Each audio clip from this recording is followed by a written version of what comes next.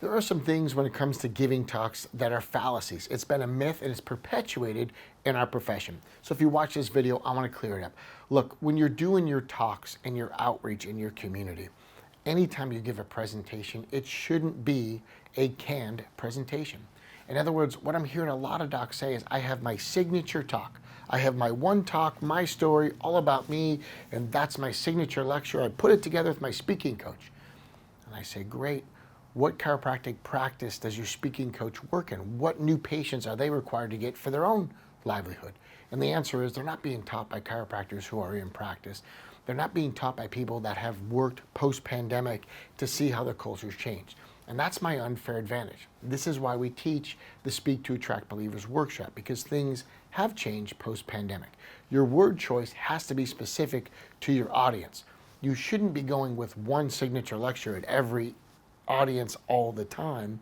You should change your message based on who's there. It's the golden rule of what we call who before how. Who you're speaking to should change how you try to relate to that audience. Always bring it back to chiropractic, but use words they're familiar with. Use analogies and metaphors that pertain to them. Use pressure points that you know are going to create an action step from that audience. So there's no way a group of nursing moms, which we did last week, new moms, would be the same message I'd give to a group of police officers, which the last time we did that was 90% male. Lactating women versus predominantly male in an inner city situation for police officers, two different messages entirely, two different goals entirely. So please don't tell me that one signature lecture is going to get equal draw from both audiences. It just isn't true. And this has been the lie in our profession. So I'm here to teach how to do talks, 60-minute variety.